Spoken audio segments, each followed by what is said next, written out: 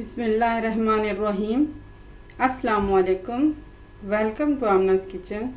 आज मैं special mix गरम मसाला पाउडर की रेसिपी आपके साथ शेयर कर रही हूँ, जो कि मैं ख़ुद बनाती हूँ। इसके लिए मुझे इन अशिया की ज़रूरत होगी।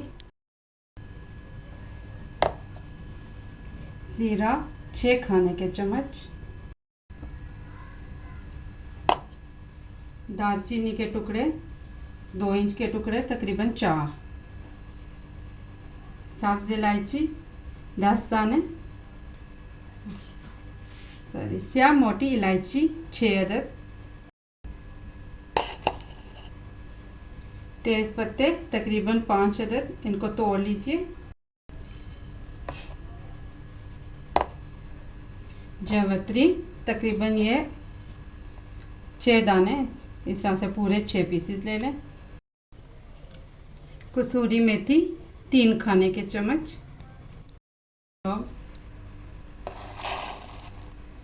लौंग तकरीबन 12 दाने, बादियान के फूल तकरीबन 6 अदद, जायफल 4 साबुत,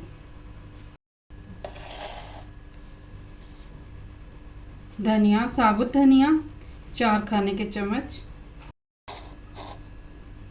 सियाह मिर्च 2 टीस्पून। मैंने सब स्पाइसेस को पैन में डाल दिया है, इनको मिक्स कर लिया अच्छी तरह से। और अब आपने इनको 1 मिनट के लिए मीडियम फ्लेम पे रोस्ट करना है और उसके बाद इनको ठंडा कर लेना है।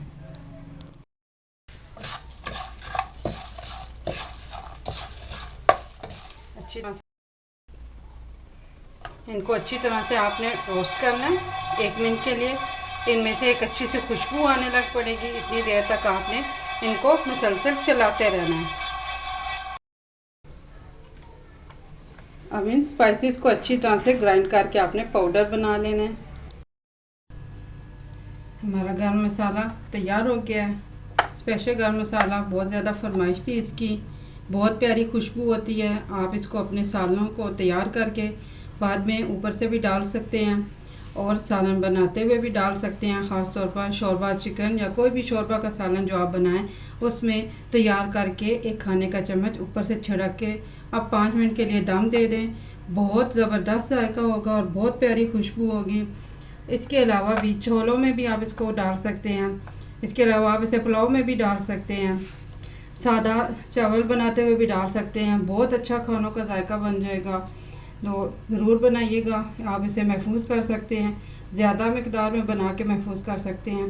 यही मसाला देगी मसाला भी कहलाता है, क्योंकि मैंने जो देगे बनाने वाले होते हैं, जो कैटरिंग वाले होते हैं, उनसे भी पता किया, तो उन्होंने मुझे ये इंग्रेडिएंट्स बताए हैं और इसी को देगी मसाला कहा जाता है। इसी में कुछ रद्द बदल करके बिरयानी मसाले भी बनते हैं, बहरहाल वो मैं आपको अलग से बता दूँगी इंशाल्लाह। तो आप इसको ज़रूर बनाइएगा, बनाकर महफूज कर सकते हैं। आप इसे एयर टाइट जार में रख सकते हैं, काफ़ी टाइम चल जाता है। बस आपने ये एहतियात करनी है कि इनको ग्राइंड करने से पहले जो हमने इंग्रेडिएंट्स फ्राई किए हैं यानी ड्राई रोस्ट किए हैं, उनको आपने ठंडा कर लेना है अच्छी तरह से, और फिर आपने इनको ग्राइंड करके महफूज कर लेना है। ग्राइंड करके भी आपने कुछ देर के लिए इसको छोड़ देना है ताकि ये दोबारा से रूम टेम्परेचर पे आ जाए। फिर आप इसको महफूज कर लें तो इंशाल्लाह ये ख़राब नहीं होगा, काफ़ी टाइम तक चलेगा। तो ज़रूर बनाइएगा, दुआ में याद रखिएगा। मेरे चैनल को सब्सक्राइब कीजिएगा। अल्लाह हाफ़िज़।